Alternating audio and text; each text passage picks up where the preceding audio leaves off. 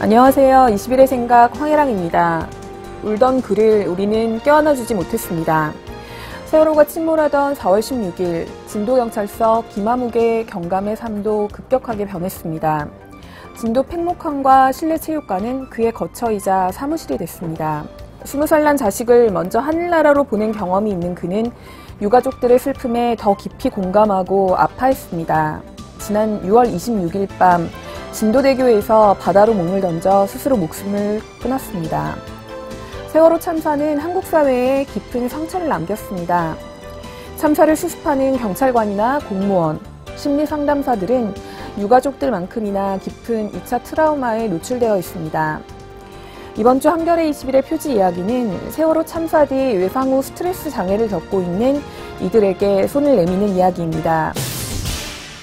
한겨레 21이 서울시 치유활동가 집단 이름이 공감인, 네. 공감인하고 같이 힐링 프로젝트를 시작을 한다는데 어떤 내용이고 언제 어떻게 시작되는 건지 내용 좀 소개 부탁드립니다. 이 서울시 힐링 프로젝트 이름은 이제 누구에게나 엄마가 필요하다라는 거고요. 지난해서부터 꾸준히 하고 있는 프로젝트인데 이번에 이제 세월호 트라우마 편은 저희 한겨레 20이라고 같이 하게 됐고요. 첫 번째 이제 그 행사는 10월 22일 날 공덕동 한겨레 신문사 3층에서 열리고요. 그 이후에는 매주 수요일 날 열리는데 오후 7시에 열리거든요. 그 이후에는 이제 정동의 프란치스코 회관에서 열리게 됩니다. 대상자를 좀 저희가 선정을 했는데요. 그러니까 이 세월호 참사에 가장 심리적으로 공감하고 아파했던 그 어떤 그룹이 어딜까라고 고민을 한 끝에 이제 우선은 부모, 그 또래의 아이들을 둔 부모, 엄마. 그러니까 유가족은 아니더라도. 아니고, 그렇죠. 그 다음에 이제 그 또래의 아이들, 이제 16에서 18살, 고등학교 학생일 수도 있고, 혹은 요새는 또 고등학교를 안 다니는 학생들도 있으니까요. 그 또래 집단. 그리고 또 한 그룹으로 선생님을 정했어요. 그러니까 이 세월호 참사로 인해서 계속해서 그 또래 애들을 봐왔고, 보아온 사람들의 그룹들을 정해서요. 그분들을 대상으로 해서 저희가 이번에 치유 프로그램을 운영하기로 했습니다. 그 힐링 프로젝트라고 하니까 마음에 이렇게 확 와닿아서 뭘 하겠다는 건지 잘 이렇게 와닿진 않는데, 뭐 심리상담소에서 그냥 가서 앉아서 심리상담하는 것처럼 하게 되는 건지, 아니면 정신과 치료처럼 뭔가 약물치료라든지 이런 게 병행되는 건지 어떤 방식으로 진행되나요? 그러니까 흔히 우리가 이제 치유 프로그램이나 상담 프로그램이라고 하면 개별적으로 어떤 전문가와 비전문가, 그러니까 환자라고 흔히 얘기한다면요. 이렇게 같이 이야기하는 걸로 생각을 하는데요. 이 프로그램은 집단 상담으로 공개적으로 이루어져요. 그 이유가 있는데, 이제 아까 말씀하신 것처럼 외상후 스트레스 장애이잖아요. 이 세월호라는 것이. 이 외상후 스트레스 장애의 특징이 외부적인 어떤 사건 혹은 요인으로 인해서 마음에 상처를 입은 것인데, 이렇게 외부적인 상처가 있을 때에는 그 외부적인 상처를 그 아파하는 사람들끼리 공감하고 서로 보듬어주고, 그러면 이 상처가 서서히 아물어간다는 거죠. 그래서 이렇게 그런 아픔들을 갖고 있는 그룹을 모아서 서로 이야기를 하고, 그러면서 그러면 나만 아픈 게 아니었구나. 이런 보편성들을 발견하면서 스스로가 치유자가 되기도 하고 치유를 받기도 하고, 이렇게 서로가 교감할 수 있는 그런 프로그램으로 진행이 돼요. 아까 3개 그룹이라고 얘기하셨는데, 그러면 학부모는 학부모 그룹끼리, 학생은 학생, 뭐 선생님은 선생님, 그 3개 그룹으로 별개로 따로따로 운영되나요? 학부모하고 선생님은 같이 하고요. 아이들은 아이들끼리 하기로 했어요. 이제 선생님이면서 학부모이기도 할 수 있잖아요. 그래서 크게는 두 그룹이 이제 어른 그룹과 아이 그룹으로 나눠지는 거죠. 프로젝트 명칭이 누구에게나 엄마가 필요하다. 좀 약간 특이한 이름인데 길고, 엄마라는 존재가 생각하기에 굉장히 따뜻하고 포근하게 안아주고 위로와 치유의 의미가 있기 때문에 아마 이름을 그렇게 지었을 것 같은데, 그렇게 보면 그 치유 프로젝트에 참여하는 상담자가 아니라 치유받으러 온 사람 스스로 엄마가 되게 되나요? 그러면? 그렇죠. 그렇게 되는 거죠. 그러니까 엄마라는 걸 생각을 해보면 아이 때의 엄마의 존재를 생각해보면 되는데요. 아이 때, 그러니까는 그 아이 자체를 엄마가 그냥 무조건적으로 받아들이고 사랑하잖아요. 그렇게 사랑을 받는 그 느낌 자체가 이게 치유의 원형이라고 하더라고요. 그러니까 그런 존재를 다시 만나는 프로젝트인 거죠. 그 존재는 아까 말씀드린 것처럼 그 참석한 서로가 되는 거고요.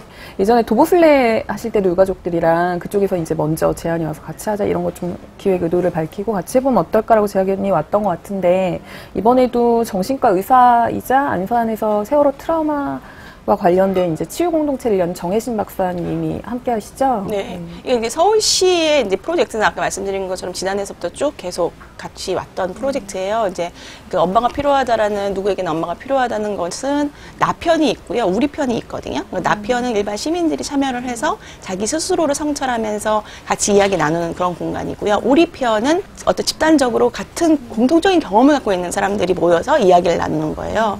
그 대표적인 게 소방관들, 여성 소방관들 대상으로 했었어요. 여성 소방관이기 때문에 경험하는 것들이 있잖아요. 그런 것들을 공개적으로 같이 이야기를 나누다 보니까 서로 굉장히 치유가 됐다고 하더라고요. 이 우리 편의 다음 이야기가 세월호 트라우마 편이 되겠고요. 그래서 이제 소방관 같은 경우는 직업군이니까 사실은 참여자를 이렇게 선정하거나 혹은 유도하기가 쉬운데 세월호 트라우마에 이렇게 노출되거나 어떤 아픔을 갖고 있는 분들을 참 섭외하는 게 참 쉽지가 않아서 이제 저희 한겨레 20일하고 같이 공동으로 사람들의 신청을 공개적으로 받고 또 프로그램을 운영을 하자 이렇게 먼저 제안이 들어왔었습니다. 그냥 보통 생각하면 세월호 유가족들이 아마 가장 많이 지금 상처받고 아직도 괴로워하고 계실 거다. 그리고 많은 사람들이 일상으로 돌아가면서 잊었을 거다. 이렇게 생각을 하는데 기사에도 이렇게 취재를 해서 언급을 하셨지만 앞으로 200일이 얼마 남지 않았는데도 불구하고 주변에 보면 여전히 죄책감, 무력감 느끼는 그래서 괴롭다라고 얘기하시는 분들이 꽤 많더라고요. 그러니까 트라우마라는 거를 이렇게 정의를 하더라고요. 그러니까 사건 자체가 아니라 어떤 사건이 일어났을 때의 반응이라고 얘기를 하는데 이 반응이라는 게 어떤 사람은 이렇게 큰 상처를 받고 울기도 하고요. 또 어떤 사람은 또 화를 내기도 하잖아요. 근데 그 공통적으로 그 안에 들어가 있는 감정은 뭐냐면 안전하지 못하다라는 감정인 거죠. 이 일이 다시 일어나면 어떻게 하지? 나한테 일어나면 어떻게 하지? 이런 불안감이 존재를 한다는 거거든요. 근데 아시다시피 지금 현재 세월호 참사가 우리 사회에, 한국 사회에 다시는 일어나지 않을 것이다 라는 확신이 지금 우리에게 없잖아요. 그 이유는 진상규명도 제대로 안 되어 있고 또 재발 방지를 위한 안전대책도 아직 없는 상태이고 그러니까 이런 불안감들을 우리 모두가 지금 안고 살고 있는 중이거든요. 그러다 보니까 이제 이런 이 불안감을 해소하기 위한 이런 프로그램들이 필요하게 되는 거죠.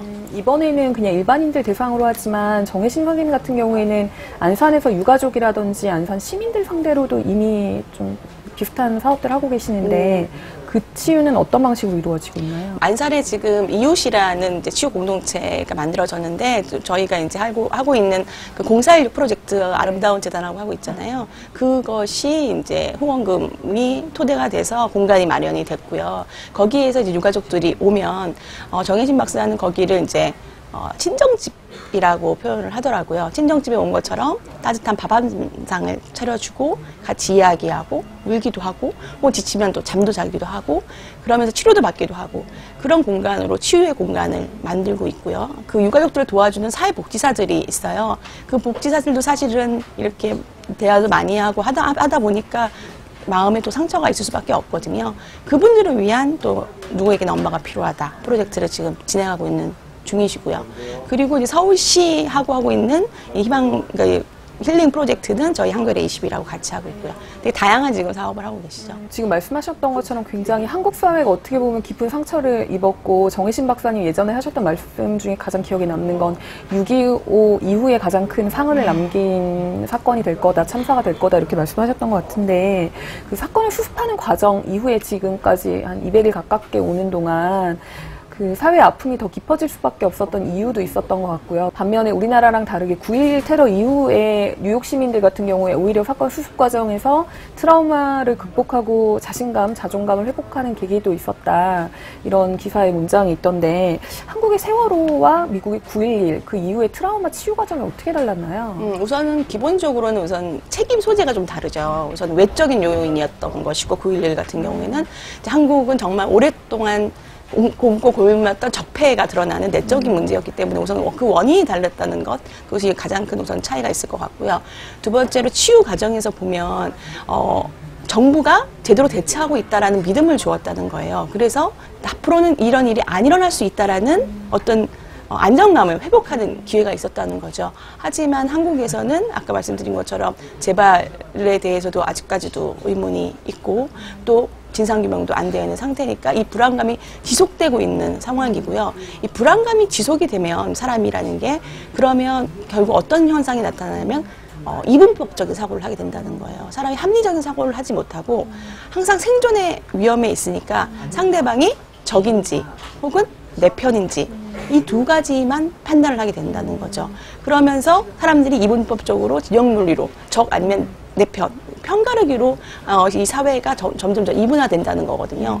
그런 현상이 지금 한국 사회에 굉장히 더 심화되고 있는 상황이죠. 근본적인 해결책은 사실 이 힐링 프로젝트가 아닐 것 같아요. 어떻게 보면 세월호 참사 이후에 뭐 진상조사라든지 유가족들이 원하는 뭐 재발방지 대책이라든지 이런 게 일단은 먼저 선행되어야 될 것 같은데 그게 안 되니까 이제 그럼 주변이라도 다독이면서 가자 이런 취지일 것 같은데 그 집단적인 트라우마를 그럼 겪고 있는 한국 사회, 적과 나 이렇게 이분법적으로 나눠져 있는 한국 사회를 그러면 치유하기 위해서는 좀 어떤 태도를 그 프로젝트에 참여하지 않더라도 어떤 마음가짐을 가져야 되는 걸까요? 그러니까 아까 말한 진상규명이라는 것도 사실은 꼭 해야 할 일이고 하나의 프로젝트로 이제 가야 되는 거고요. 또 이 치유도 동시에 같이 가야 되는 일이라고 저는 생각을 하는데 가장 좋은 방법은 전문가들이 말하는 가장 좋은 방법은 터놓고 이야기하는 거죠.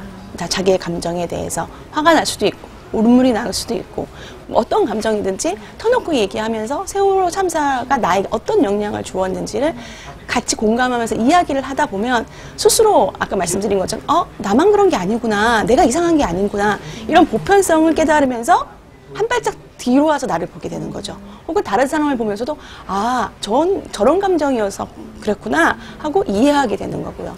또 하나는 자기는 정말 그냥 진솔하게 평소에 이야기를 한 것뿐인데 상대방이 힐링을 받거든요.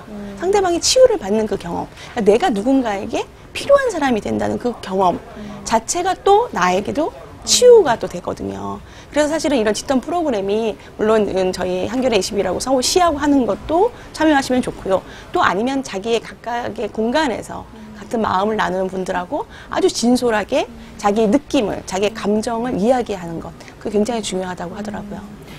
요즘은 세월호 이야기 사실 꺼내면 되게 너무 이제 오래돼서 뭔가 지친다, 피로하다 이런 얘기 하시는 분들도 많고 그것 때문에 오히려 죄책감이 더 커지는 분들도 역으로 있을 것 같은데 지금 말씀하신 것처럼 좀 이렇게 작게 모임들이 만들어져서 서로 얘기할 수 있는 기회들이 많이 만들어지면 좀 다른 방식의 치유도 가능할 것 같고요.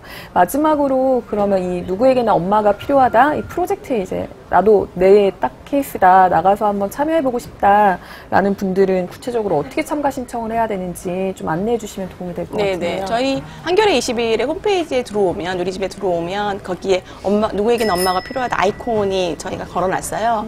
거기를 클릭을 하시면 이제 성함, 나이 이런 걸 적게 해서 신청을 할 수 있도록 바로 받을 수 있도록 해놨고요. 또 누구에게는 엄마가 필요하다 누리집도 있거든요. 여기 지금 주소가 아마 나가고 있을 거예요. 네네네. 그러면 거기에 들어가셔서 마찬가지 방식으로 이제 신청을 하시면 되고요. 뭐 당연하겠지만 무료입니다.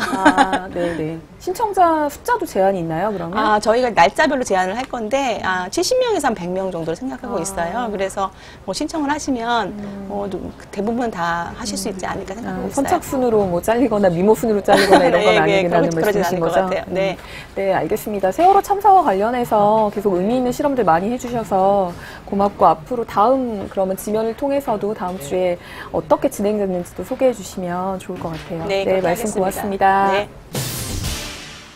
이번 주 한겨레 21에서는 현대차 그룹에 부품을 납품하는 부품업체들의 평균 영업이익률을 비교해봤습니다. 현대차 계열사는 10.11%나 되는데 비계열사는 2.77%, 3분의 1도 되지 않습니다. 부품사와 비정규직 노동자를 쥐어짜서 살을 찌운 현대차는 지금 자동차에 들어가는 볼트, 너트를 만드는 원재료가 되는 국수가라처럼 생긴 철강제를 생산하는 특수강 회사까지 인수하려고 합니다. 현대차의 수직 계열화, 그 쇳물 끊는 욕심은 끝이 어디일까요? 이번 주 한겨레 21이 다각도로 짚어봤습니다. 가정폭력 피해자인 여성들이 수십 년의 폭력을 견디다 못해 남편을 죽였을 때 형법이 정한 정당 방위의 요건을 인정받지 못하는 불편한 현실에 대해서도 이번 주 한겨레 21의 기사를 통해 만나보실 수 있습니다. 21의 생각 오늘은 여기까지입니다. 지금까지 진행의 황혜랑이었습니다.